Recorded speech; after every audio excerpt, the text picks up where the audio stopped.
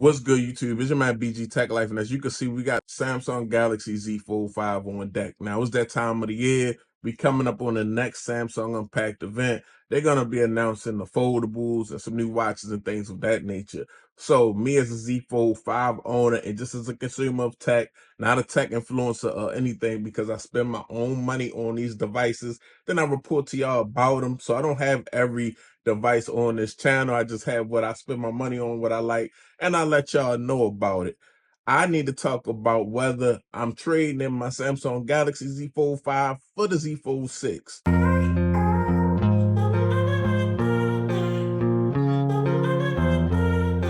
Okay, guys, so first and foremost, y'all know my relationship with the Samsung Galaxy Z Fold 5. I told the story to y'all. I call this thing my mini tablet. It's definitely a nice companion to have. I can get some work done without having an iPad or a laptop around. I could do some editing with 4K.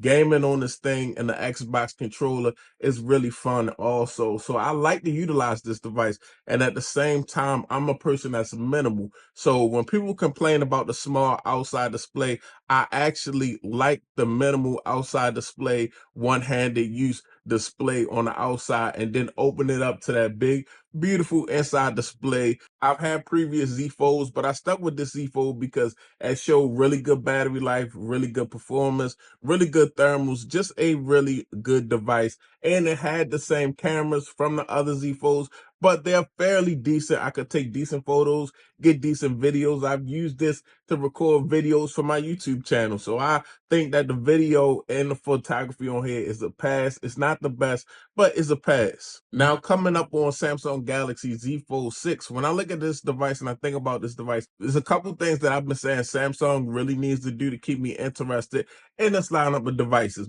because I really fell for the Z Fold 5, but the Z Fold 6 has to change it up a little bit to keep my attention. And one thing I said was the S Pen needs to be inside of the device. With this being a productivity device to me, something that's definitely great for note taking and a nice big inside screen that you can have some fun with, you can plan one of the things of that nature. The S Pen need to be inside this device and on hand at all times, because a lot of times when there's a situation that I randomly need my S Pen and I want to take a note, take a number, things of that nature, my S24 Ultra is definitely way more handy because it's got the S Pen built in. I'm not looking for it. I'm not looking through a bag. I'm not looking through a drawer.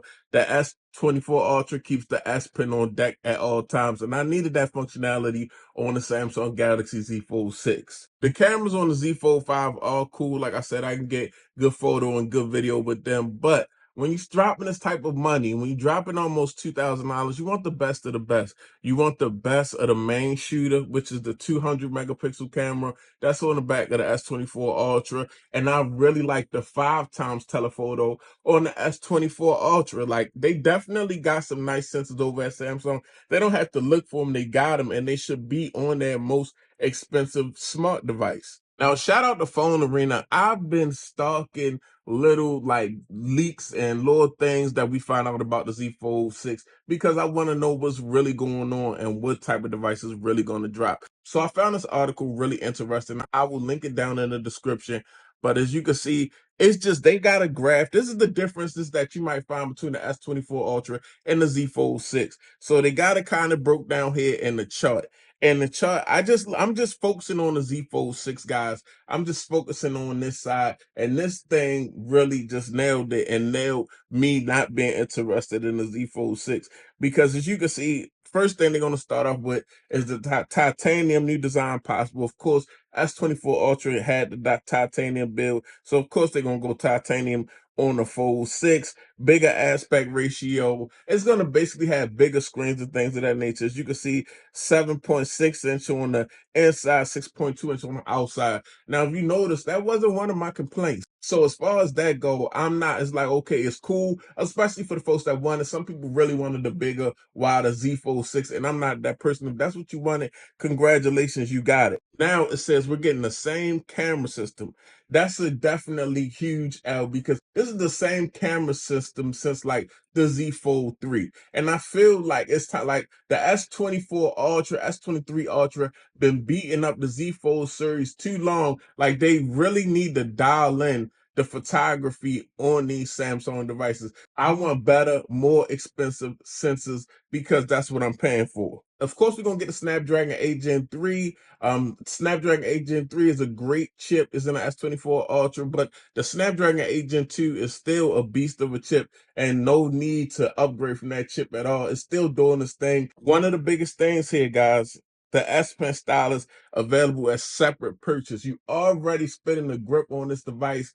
Stylus bought separately like we've done every year, and I'm tired of it. The S Pen should be in the device. My S Pen is not handy when it comes to my Z Fold 5, only my S24 Ultra, because when I'm using the Z Fold 5, I'm looking for the S Pen, and I'm actually getting tired of that, guys, looking for my S Pen when I want to use it on my Z Fold 5. S24 Ultra, I can take a note, take a number down immediately. It's right there on deck as it should be, especially now that we're getting a bigger Z Fold 6. It should be built in there. That's the reason they should have made it bigger, so I'm not feeling that at all. And we're possibly getting a bigger battery with about the same charging speeds. I never had any complaints about the battery life. Battery life on the Z Fold 5 was really good to me, and one of the reasons that I stuck with the Z Fold 5. So really good informative article from Phone Arena. Like I said, it'll be linked down in the description. But just definitely some of these things I'm saying I'm not happy with at all. So as much as I like the Samsung Galaxy Z Fold 5, and it's been a great companion, and it's been a lot of fun, I do a lot of things with this device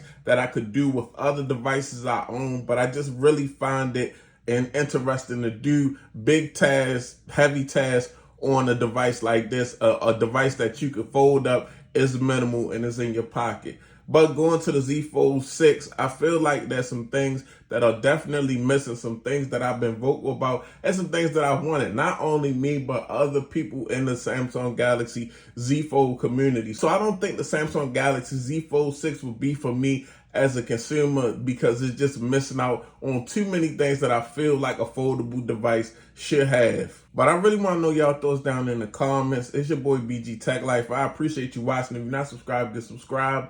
I'm out. Peace.